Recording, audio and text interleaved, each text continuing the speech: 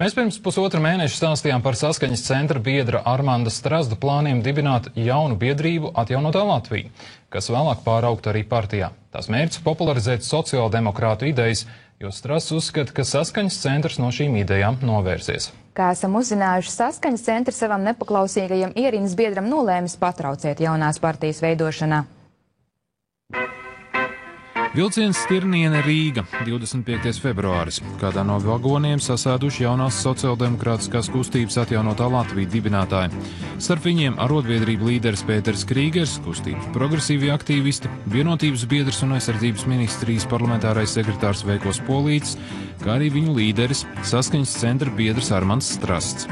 Visi vienojās, ka Latvijai būtu vajadzīga vēl viena biedrība, kas pirms nākamajām Saeimas vēlēšanām pārtaps Sociāldemokrātu partijā. Ideja dibināt biedrību ar nosaukumu Atjaunotā Latvijas Strazds neslēpa, tieši otrādi plaši reklamē. Kad parakstu uz dibināšanas papīriem bija salikti, viņš devās uz uzņēmumu reģistru jauno biedrību piereģistrēt. Dokumentus iesniedz, bet saņēma atteikumu, jo biedrība ar iecerēto nosaukumu Atjaunotā Latvija tikai dažas dienas iepriekš jau esot reģistrēta. Izrādījās, ka kāds jau ir piereģistrējis. Mums toreiz neteica, kas tieši. Ja? Aizdoms mums uzreiz bija, ja? Ka tas, kas varētu būt ieguvējis. Biedrība pasteigušās piereģistrēt Saskaņas centra līderi Jāņa Urbanoviča labā roka Gunta Šakbazjana un Saskaņas centra juridiskā konsultanta Saeimā Ineses Šnepsta. Sapulce par biedrības rašanos noturēt 12. martā, 2 nedēļas pēc Strazda Atjaunotās Latvijas dibināšanas.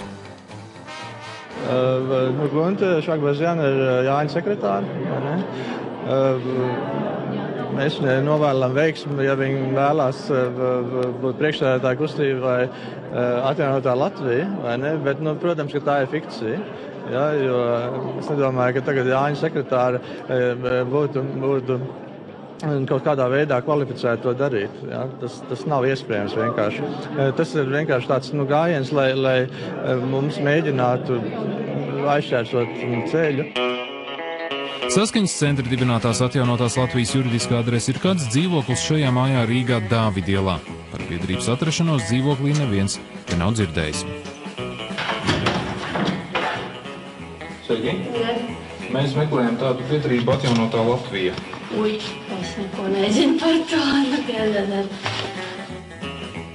Strazds uzskata, ka Saskaņas centrs grib sociāldemokrātu idejas paturēt tikai sev.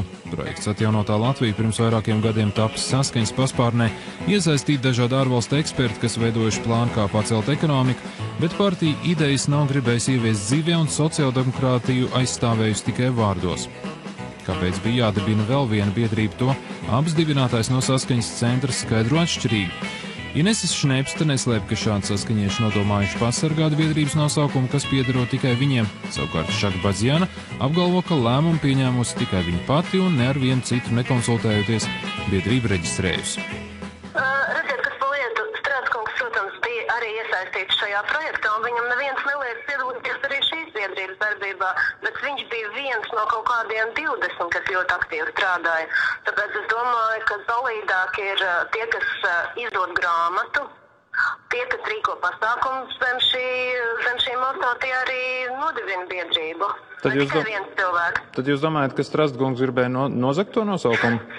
Nē, kāpēc nozagt? Nekādā gadījumā vienkārši, lai viņš paliktu mums šis nosaukums. Vai jūs nepasteidzāties ar domu, lai pasargātu to nosaukumu? Nē, noteikti nē. Mēs izdomājām, kāpēc mēs nevaram izdomāt to? Kaut kāds pamudinājums, ja jūs strādājāt 2 gadus bez tā, un tad tagad martā tieši to izdarījāt?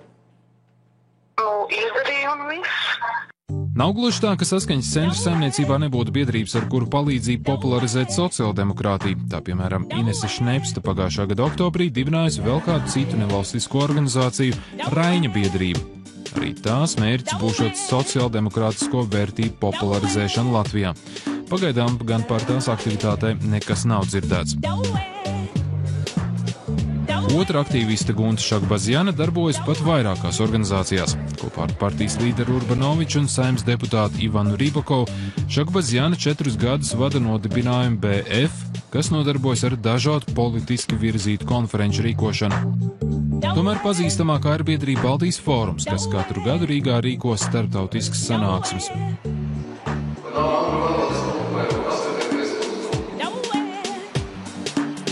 Partijas līderis Urbanovičs savus dāmas aizstāv. Viņa prāt biedrības nosaukumu un idejas radījuši saskaņas stiprākie cilvēki, piesaistot ārzemju ekspertus un Strazdam vienam uz to nesot tiesību. Atjaunotā Latvija, tas ir tāds darbs, ko gatavoju, tā skaitā es un arī koordinēju. Es rīkoju kādas 3 konferences šajā sakarā un radās grāmata, kuru mēs nosaucām par Atjaunoto Latviju. Līdz ar to tās grāmatas nosacīti īpašnieki esam visi tie, kas to darīja, un pirmkārt mēs, gan brands Atjaunotā Latvija, gan šis darbs, gan tā sarakste un sadarbība ar cilvēkiem, tā skaitā arī Armanda Strazda pūliņi, viss, un tāpēc viņš pieder Saskaņas centram. Līdzīgi domā arī Saeimas deputāts Igors Pimenovs, kuram Strazda idejas patīk, tomēr plāns nozagt saskaņiešiem biedrību nesot apsveicama rīcība. Karaps rokā. Jā, viņam ir spēks, laiks, resursi, laika resursi, lai viņš vai viņa tā dara. Cita lieta, lai šī rosība un šī enerģija nebūtu virzīta jau pret to darbu, kuru citi partijas biedri bija izdarījuši pirms tam. Un šeit galvenais jautājums ir jāuzdod Armandam Strazdam. Strazds par savu joprojām esošo partijas biedru izteikumiem jūtoties apbēdināts, lai ko viņi darītu, biedrību nosaukumu nemainīšot, un gan jau atradīšot arī veidu, kā to reģistrēt oficiāli. Nē, tas vārds nepiedar viņiem, ja? Lai Jānis atver līgumu, ja, par ekonomikas programmas radīšanu, kas bija ar amerikāņu ekspertiem Michael Hudson un Jeff Summers. Tur nav neviens vārds par to, ka tas saucās Atjaunotā Latvija. Ja? Atjaunotā Latvija ir vēlāk radies nosaukums, lai to apkopotu kopā. Ja? Tam autors ir Jeffs Summers, vai ne? Tas ir tāds triks, vai ne? Mēs ar trikiem nestrādājam. Mēs tiešām gribam atjaunot Latviju, un mēs tiešām gribam glābt to tēlu, vai ne? Nevis Jānis Urbanovičs grib glābt to tēlu, nobloķējot mūs.